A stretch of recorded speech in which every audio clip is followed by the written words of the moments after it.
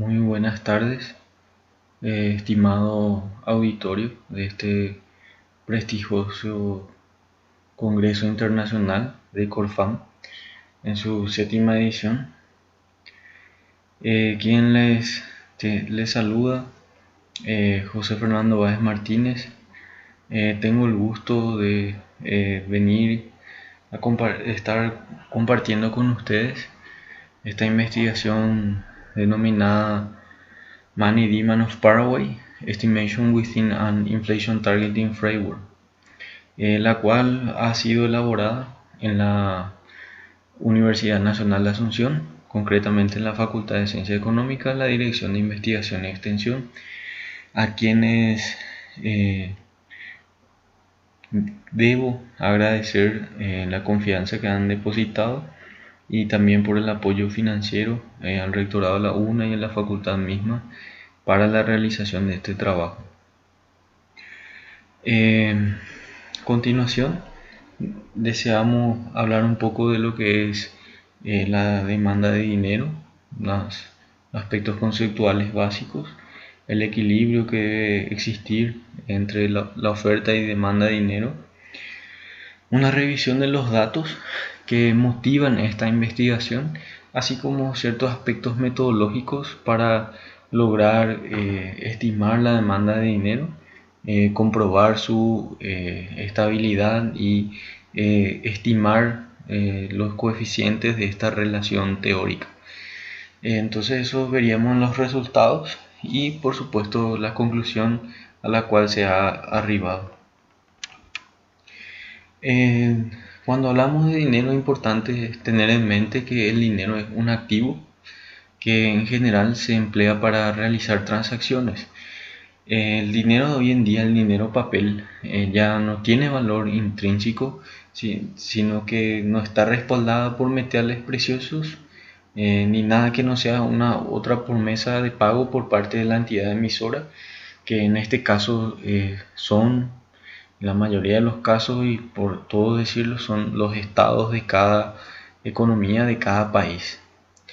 El dinero es aceptado siempre por ley, tiene fuerza cancelatoria y se emplea para realizar transacciones. Tal es así que hay funciones del dinero y la primera de ello por excelencia es un medio de pago. Es decir, para compra y venta de todo tipo de bienes o servicios. En general, el dinero es en su forma papel o en efectivo, es la más básica, la forma más básica que toma el dinero. Otra función que cumple es la de ser de depósito de valor. Cuando, por ejemplo, uno decide no gastar el dinero y guardarlo, es decir, incurrir en un ahorro, entonces el dinero, si no, supongamos la inflación es cero, entonces permanece su valor inalterable. Luego, como unidad de cuenta, es decir, que todos los bienes pueden ser valorizados o valuados en una moneda, por ejemplo en el dólar, o por ejemplo en peso mexicano, o en la moneda de Paraguay, la cual es el guaraní. Por supuesto, también otra función es la de ser de patrón de pagos diferidos, es decir, que las deudas que uno pudiera asumir hoy en día podría pagarlas igual con dinero en el futuro. Es así cuando podemos diferir en el tiempo los pagos. Ok, el dinero, como bien sabemos, entonces es un activo, y como activo también posee su oferta y demanda de dinero. Hablando un poco, ya hemos adelantado que el lado de la oferta está dada por el emisor, de quien emite este bien, el dinero, y por supuesto suelen ser todos los bancos centrales de cada país. Estos bancos centrales respaldan el dinero y al hacer una emisión están ofertando dinero. Por tanto, en el gráfico podemos apreciar que es una línea recta, vertical, en la cual dice que no depende, la cantidad de dinero no depende del precio del dinero, que en este caso es el tipo de interés. Por el otro lado, digamos, de esta tijera, como decía Marshall, vemos del otro lado la demanda de dinero, que es la parte que corta a la oferta de dinero en el punto en que la cantidad ofertada de dinero es igual a la cantidad demandada de dinero, y se determina de esta interacción el precio del dinero, que viene a ser el tipo de interés. Entonces vemos que la demanda de dinero depende fundamentalmente de la tasa de interés, por supuesto. En esta ecuación, la ecuación lo vemos aquí, negativamente de la tasa de interés, por ello está acompañada de la pendiente negativa de la demanda de dinero, y positivamente depende del ingreso per cápita. Tal es así que cuanto mayor sea el ingreso real que una persona tiene, mayor demanda de dinero podrá deberá requerir, ¿verdad? Mayor ingreso real, mayor demanda de dinero. Y a mayor tasa de interés, también el dinero se demandaría este bien a mayor precio, que es la tasa de interés. Entonces una menor demanda de dinero se tendría por este activo, que es el dinero. Del lado izquierdo de la ecuación tenemos la oferta de dinero, que está descrita, que es la ecuación funcional que describe la oferta de dinero vertical. Entonces, en este punto es importante aclarar que el conocimiento cabal y actualizado de la demanda de dinero de una economía permite a la banca de un país contribuir a calibrar su política monetaria, a fin de que su implementación surta los efectos esperados sobre las variables macroeconómicas claves en forma efectiva y eficiente. Esto lo había dicho Gottfeld, y por ello es importante aclarar que esto es independiente del contexto de aplicación de dicha política, que se halle bajo un esquema de meta de inflación o de algún otro. Tal es así que un desequilibrio de la demanda de dinero en términos reales, dado por la diferencia entre su valor actual y el de largo plazo, podría muy bien afectar la eficacia de la tasa de política monetaria de largo plazo a partir de sus efectos sobre el producto y o la inflación. Esto lo decía Balatkani y Auladin ya en el año 2003. En cambio, o asimismo, Calan y Fuentes Michel en el año 2003 decían que el comportamiento de los agregados monetarios constituyen un elemento importante dentro del mecanismo de transmisión de la política monetaria hacia la actividad económica y a los precios, especialmente en tiempos de innovación y de estrés financiero, por los cuales suelen pasar o atravesar las economías. Un ejemplo es la crisis reciente, ya del año 2007, 2008, 2009. Otro de los principales argumentos es que la política monetaria no solo actúa a través del canal de tasa de interés, y que también la demanda de dinero provee una información muy valiosa en cuanto a las asignaciones de portafolio de los agentes en la economía. Esto es según Bae Young, y además que la estabilidad de la demanda de dinero constituye un prerequisito primordial dentro de un marco de metas de inflación, según Clausen, y que aunque existe un consenso sobre el rol secundario de esta demanda en un contexto de política monetaria basada en el control de la tasa de interés, como lo es por ejemplo la regla de Taylor, en la que se emplea en un esquema de metas de inflación, en que la autoridad monetaria, mediante este perfil de política, se compromete a cumplir una inflación meta, es decir que al inicio de año el Banco Central dice que para fines de año la inflación estará en X%, o dentro de un horizonte de 2 años la inflación estará en X%, el cual ese X% se convierte en su meta y puede estar dentro de un rango entre X% más menos 1% o más menos 2%, según el rango de que la autoridad desee comprometerse. Entonces, Aunque se posee la certeza de que la demanda de dinero es importante tanto para la política monetaria como para los modelos macroeconómicos empleados en los bancos centrales. Eso es lo que podemos ver, que es muy importante. Aunque sea dentro de un esquema de meta de inflación, porque finalmente termina impactando en la inflación. La liquidez del mercado está administrada por la demanda de dinero, esencialmente, ¿verdad? Más aún en economías que poseen mercados bursátiles o financieros no tan profundos.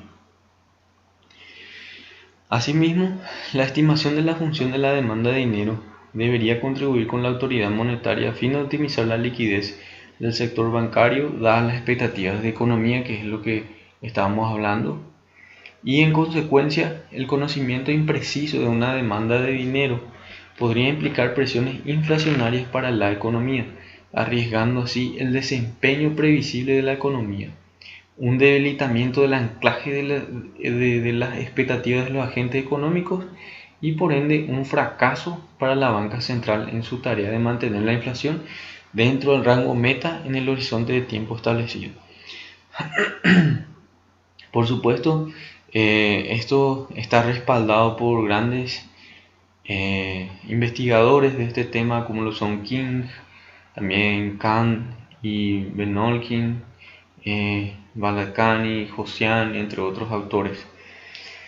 Y bueno, a nivel nacional en Paraguay, el Banco Central desde el mes de mayo de 2011 ha adoptado formalmente el esquema de meta de inflación, ya adoptando totalmente con el control de tasa de interés como instrumento de política monetaria. En cambio, desde el año 2004 ya venía aplicando este esquema, pero de meta de inflación, pero era basado en objetivos intermedios. Y el instrumento primordial aún seguían siendo los agregados monetarios y no la tasa de interés como lo fue a partir de 2011. Entonces, en 2004, a través de los agregados monetarios se establecía un objetivo meta de inflación de mediano y largo plazo con un rango de tolerancia por arriba y por abajo de la meta central, que es esto lo que nos describe el esquema de metas de inflación. Se compromete a una inflación y entonces puede tener una pequeña variación por arriba o por abajo de esa meta, pero no debe ser significativa. Y para ello tiene que mantener el anclaje de las expectativas de todos los agentes económicos de que el Banco Central sí podrá cumplir esa meta, y eso le provee de mucha certidumbre al mercado. Y es así entonces que el esquema de meta de inflación consiste entonces en el establecimiento de una inflación objetivo como anclaje nominal de la expectativa de los agentes económicos por parte de la banca central en el manejo de su política monetaria y en pro del cumplimiento de sus objetivos mediante cambios de su tasa de interés referencial de corto plazo, que en general se llama la tasa de política monetaria, cuyo objetivo intermedio suele ser la tasa de interés interbancaria, la de corto plazo o la overnight como se llama en otros países. Entonces, dado el canal de transmisión de política monetaria, por sobre todo el de tasas de interés, que está relacionada con el precio que toma el dinero, si fijamos el precio del dinero de este activo, entonces va a tener que afectar directamente a su oferta y a su demanda de dinero. Y por supuesto, es menester del Banco Central conocer qué determina la demanda de dinero, y por ello el objetivo de esta investigación es conocer los parámetros o coeficientes que están relacionados con la tasa de interés y el ingreso real para la economía paraguaya. Para ello, para esta estimación, veamos los agregados monetarios de Paraguay, cómo están constituidos. Es muy importante para tener en cuenta esta definición. Entonces, vemos que el M1 lo vamos a aproximar para la demanda de dinero, que sería el M1 simplificado, el cual contempla la cuenta de corriente de privados, ¿verdad? A la vista, y el M0, cuya descripción está aquí en la lámina, y definimos también otra segunda nomenclatura a la cual llamamos M1-A o M1A, el cual es la versión M1 ampliada, y la usamos para poder hacer con fines comparativos o de benchmark o de comparación para investigaciones futuras que desean emplear, que pudieran querer emplear los resultados de esta investigación. En este, el M1A incluye tanto el M1 simple o esta definición, y le añadimos los depósitos de ahorro a la vista, que es parte del cuasidinero, que el cuasidinero compone estos tres: parte del primero que ya dije, depósito a plazo y certificados de ahorro. Entonces tenemos el M2, que incluye al M1, al M0, al cuasidinero y ya. Entonces tenemos la oferta monetaria ampliada y la oferta monetaria estrecha, pero para nuestra demanda de dinero la aproximaremos a través de M1 y M1 ampliado. Entonces tendremos dos definiciones de demanda de dinero, la cual estaremos estimando econométricamente. Para ello es importante ver el comportamiento de estas variables, y ahí podemos apreciar que la cantidad de dinero en el periodo de 1994 a 2014 en proporción del PIB ha venido incrementándose bastante desde el año 2002, ¿verdad? Y bueno, para adelante, ¿verdad? Aquí es importante decir que a partir del año 95 tenía como una tendencia, no era muy pronunciada, ¿verdad? Al menos para el M2 sí lo era, pero para el M1 no tanto. Es importante señalar que en el año 97 lo estamos destacando con barras rojas verticales para indicar que en el año 97 Paraguay había tenido como el golpe más fuerte de la crisis financiera que se había iniciado en el año 95, la cual implicó la quiebra de muchos bancos, de entidades financieras bancarias de nuestro país, la cual para fines de 1997-98 se tenían de los 60 bancos que habían, se había terminado como 14 o 17 bancos solo quedaron en pie, es decir, el resto había quebrado. En cuanto a instituciones financieras, la financiera y demás, habían como casi 100, alrededor de 100, de las cuales quedaron como 35 al final de la crisis. Y por supuesto esta crisis se vio evidenciada entre los años 98 y 2001, 2002, en el que finalmente quebró uno de los últimos bancos.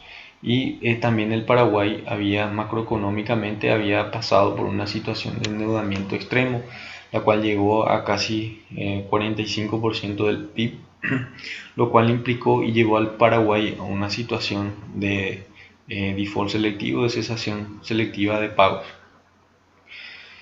Por ello, entonces el Paraguay, a partir del año 2004, con un nuevo gobierno, inicia una reforma fiscal y monetaria, producto de un acuerdo stand-by también con el Fondo Monetario Internacional, en la que por el lado monetario inicia la implementación del esquema de metas de inflación para tratar de reducir la inflación hacia un dígito, y por supuesto también por el lado fiscal una serie de reformas tributarias que ayudarían a mejorar las finanzas públicas y el esclarecimiento también de de ampliar la base de contribuyentes.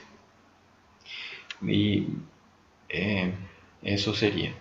Entonces vemos que a partir de ese año obviamente Paraguay fue mejorando macroeconómicamente, y eso tuvo su resultado en un mayor PIB, mayores tasas de crecimiento, y bueno, es lo que podemos ver también, que ese mejoramiento de la economía fue acompañado mayor ingreso para el país requirió de mayor demanda de dinero, y es lo que podemos ver que como tanto el M1 como el M2 fue aumentando a través del tiempo. Ok. ¿Qué indicadores financieros podemos ver aquí? Vemos que hay la relación M2 a M1, es decir, que tanto de dinero, cuasi dinero se emplea, ¿verdad? De dinero plástico y demás. Y vemos casi a fines del año 2007-2008, esto ha nuevamente aumentado esta relación, y así también en relación al M1 ampliado, que es el M1A. Si tenemos en cuenta el M2, que sería en función al GDP, al PIB, entonces vemos también que este ha aumentado, como habíamos visto ya en el gráfico anterior, en proporción al PIB. Es decir, ha habido una mayor profundización financiera, una mayor innovación financiera en cuanto a este aspecto. Así también esa parte del cuasi dinero podemos verlo en la cantidad de plásticos, como ha ido aumentando prácticamente, casi como que triplicándose para fines de 2014. Perdón. Eh, Sería más bien como que sí, casi que triplicándose. Entonces también vemos un aumento del consumo, ¿verdad?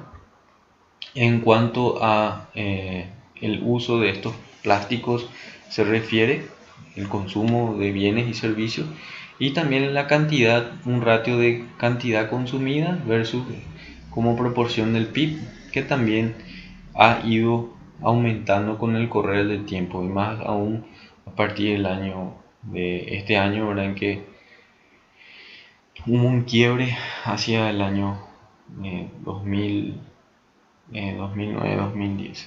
Ok, sigamos. La evolución de las variables, podemos ver que en general tanto el M1 real ha aumentado, también el PIB real, tendencia positiva, la tasa de interés pasiva de promedio ponderada de los bancos también, más aún desde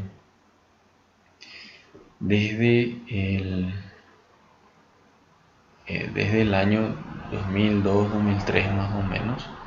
Y por supuesto también lo que sería el IPC, pero el IPC, el índice, y un quiebre ya también hacia una apreciación de la moneda local, ¿verdad?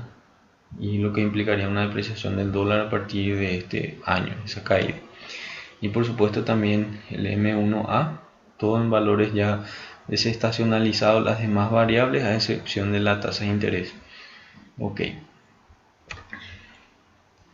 Entonces, como habíamos visto, se ha advertido en la economía una mayor cantidad de demanda de dinero, la cual esta mayor cantidad de demanda de dinero fue como resultado de una mejora de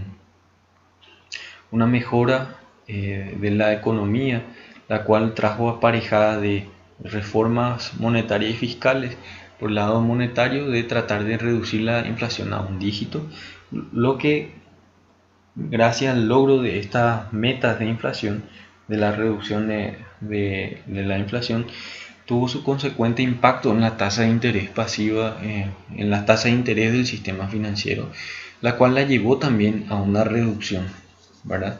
Lo cual implicaría y explicaría que a medida que haya bajado la tasa de interés, también haya aumentado la demanda de dinero. Y por supuesto, como vemos que la velocidad del dinero tiene una relación inversa con la demanda de dinero, pero directa con la tasa de interés, entonces es que a partir de ahí, de esta implementación, de la tasa de interés, de una reducción de esta política a partir del año 2003 o 2004, es que vemos esta tendencia descendente de la velocidad de dinero, aparte y justificada también con un mayor incremento del cuasi dinero, ¿verdad? Como proporción del PIB y según los otros ratios que veíamos. Es decir, hubo una mayor innovación financiera, lo cual afectó no solo la demanda de dinero, sino también la velocidad del dinero. Por tanto, es importante también ver qué correlación tenemos entre el crecimiento económico y dinero desde el año 2004 para adelante hasta el 2014, que es el año en que entró, digamos, lo que fue la implementación del esquema de meta de inflación. Desde el 2004 hasta el 2011, hasta mayo de 2011, es mediante agregados monetarios, y a partir de 2011 hasta 2015, que es el horizonte que abarcamos para investigar, entonces es lo que fue relacionado a plena implementación de esquema de meta de inflación, pero como instrumento teniendo la fijación de la tasa de interés.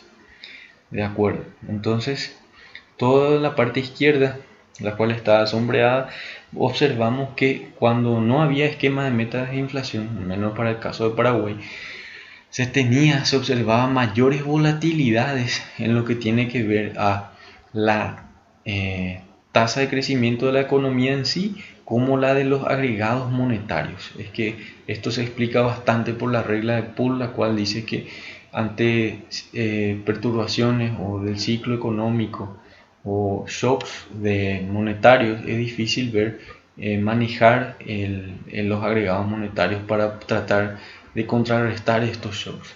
En cambio, que cuando se maneja la tasa de interés se tiene menor volatilidad del producto, la cual lo observamos, y también menores volatilidades consecuentes para el dinero, M1 y M2.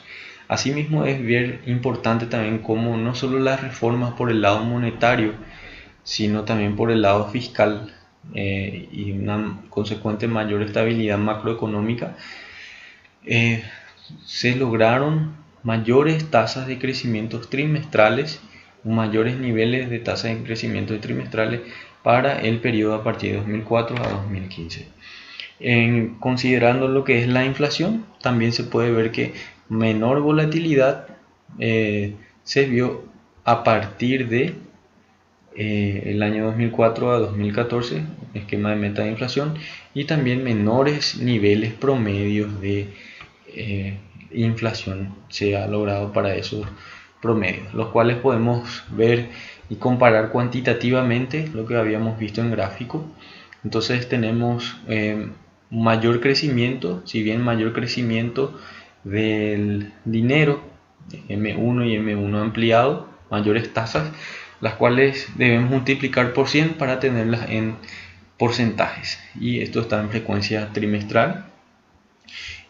Pero estos mayores crecimientos del dinero se ven respaldados por mayor crecimiento trimestral, crecimiento económico trimestral, una menor tasa de interés, ¿verdad? Mayor demanda de dinero, y por supuesto también como hubo mayor crecimiento, también se logró reducir, gracias al esquema de meta de inflación, se logró reducir la inflación también trimestral, y en términos interanuales podíamos verlo también. Por supuesto también dijimos que había habido una apreciación de la moneda nacional, el guaraní. Otro punto importante es decir que mediante el esquema de meta de inflación, comparando ambos periodos, el ex ante y el ex post, la implementación de metas de inflación, puede verse que ha habido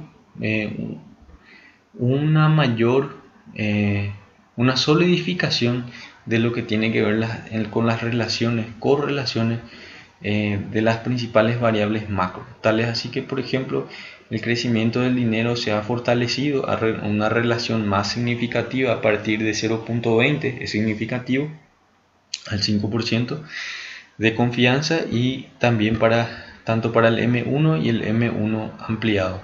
Ha sido más significativa y positiva la relación teórica y empírica que la vemos aquí.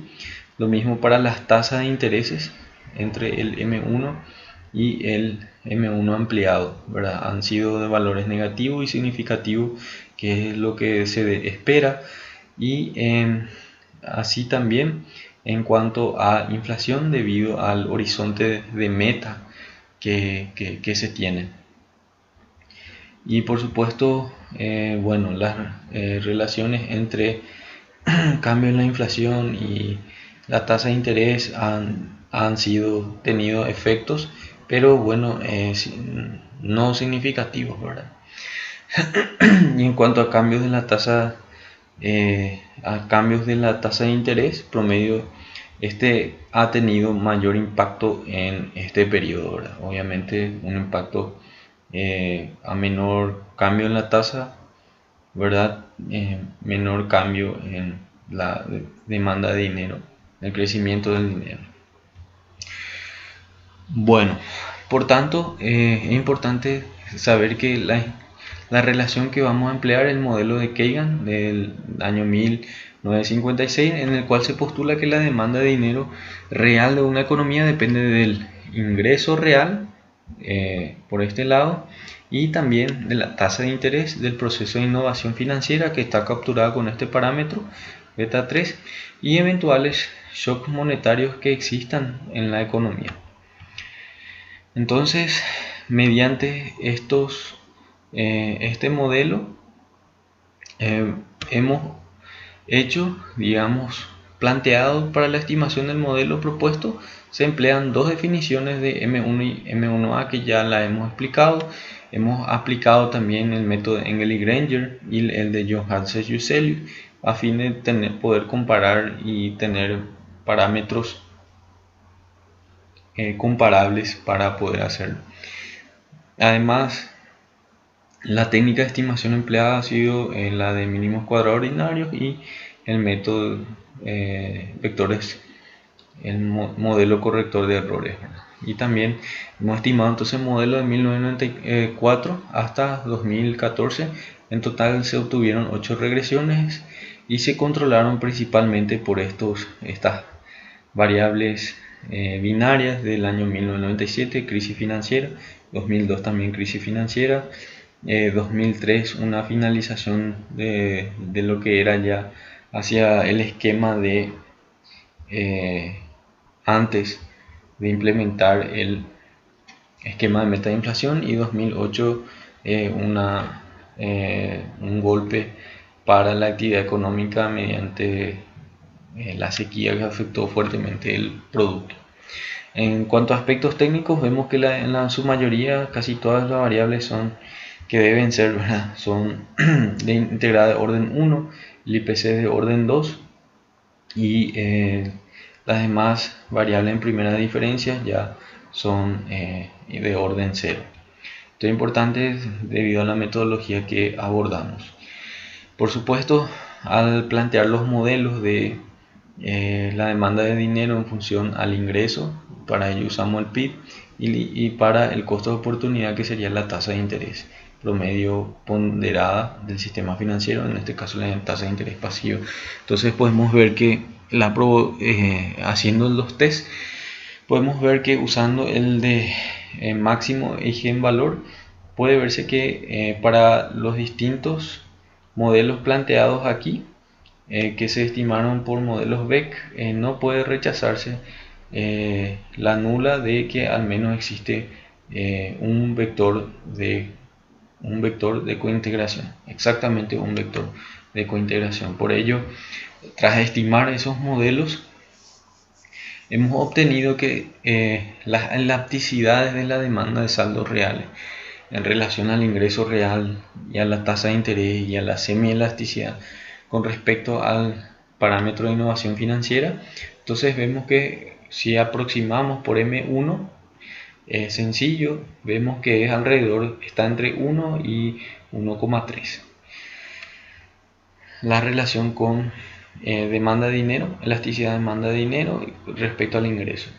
Y también elasticidad de negativa, ¿verdad? Entre 0,1 y 0,2 más o menos de lo que es respecto a la tasa de interés, y una relación prácticamente cero de lo que sería respecto a la innovación financiera, que si bien es importante para capturar los efectos sobre la demanda, si no se tiene en cuenta, en general se obtienen estimaciones erróneas, mal especificadas de lo que son los parámetros de la demanda de dinero, según toda la literatura que se puede ver in extenso en el paper, así como todas las tablas y demás de las 8 regresiones y pruebas de los modelos, que están todas favorables para un modelo bien estimado. Entonces se pueden ver eso en el paper. Y por supuesto entre 1 y 1,2, entre 1 y casi 2 está cuando se estima con M1A, con ambos métodos, y también parámetro parecido para la elasticidad respecto a la tasa de interés y a la innovación financiera. No es, digamos, tan robusto, pero no deja de ser cero como la influencia de la innovación financiera, sino que más bien se explica por el lado de cambios en la tasa de interés y de la demanda. En cuanto a los desequilibrios en el corto plazo, vemos que estos se ajustan, el 10% de los desequilibrios se ajustan para el siguiente trimestre, y se tiene un rango entre 8 y 15%. Asimismo, se comprueba que la demanda de saldos reales para el mismo lapso de tiempo abarcado es estable, lo cual podemos ver en estos test que muchos seguro conocen, que son los del QSUM y el QSUM-Q, ¿verdad? Aquí vemos para las regresiones de la especificación en términos agregados de M1, también de M1 per cápita, también para el M1 ampliado y el M1 ampliado en términos per cápita, y esto agregado todas exhiben estabilidad, por lo cual podemos ver que esta relación teórica, concluimos que debido al cambio de política monetaria y una migración del esquema monetario al de metas de inflación, los parámetros de la demanda de dinero han adquirido mayor sensibilidad, decimos, para el ingreso, y una menor sensibilidad para con respecto a la tasa de interés, debido a estimaciones que se citan en el paper, por ejemplo, que no, si bien no ha sido publicada en revistas arbitradas, bueno, estarían en torno a 1 en aquel entonces para el año 2006, y entonces estaría la elasticidad respecto al ingreso cercana a 1, y a 0,5 sería la elasticidad respecto a la tasa de interés. Pero vemos que este cambio que aquí encontramos se explica principalmente debido a una reducción de la velocidad de dinero que se tuvo a partir del año 2002-2003 en adelante, debido al descenso de las tasas de intereses y por supuesto de la inflación y un aumento de la demanda de dinero, lo cual explica que se tenga en el año, a fines del año 2014, estas estimaciones hayan cambiado, y bueno, validan los resultados que tenemos nosotros, que son de esperar, ¿verdad? Una mayor elasticidad respecto al producto y menor elasticidad respecto a la tasa de interés. Por que hoy en día la tasa de interés está más baja y hay un menor trade-off entre tener dinero y tener algún otro tipo de activo financiero. Entonces la demanda de dinero se ha incrementado, se ha mantenido estable en el periodo analizado, a pesar de los cambios que ha sido en el perfil de la política monetaria, lo cual implica que no pudo haberse tenido eventuales problemas de presión inflacionaria por esta vía. Es decir, se tuvo un buen funcionamiento del mecanismo de transmisión por esta vía, lo cual obviamente, si no se tiene un buen mecanismo de transmisión, es difícil que la autoridad monetaria pueda contribuir con su objetivo de meta de inflación. Por tanto, también viendo la literatura internacional, vemos que para el caso de Chile, por ejemplo, se han obtenido similares resultados, dado que Chile también ha implementado el mismo esquema de metas de inflación, y así con el de otros autores. Por tanto, estas son las referencias consultadas. In extenso las podrán encontrar en el paper. Y bueno, finalmente agradecer su atención a toda la gente de Corfan. Muchísimas gracias y esperamos nuevamente seguir avanzando en este importante evento que apoya la ciencia, y también agradecer nuevamente a mi institución oficial, sponsor, la Universidad Nacional de Asunción, la Facultad de Ciencia Económica, y bueno, desearles que sigan muy atentos al Congreso Internacional y desearles lo mejor por su atención. Muchas gracias.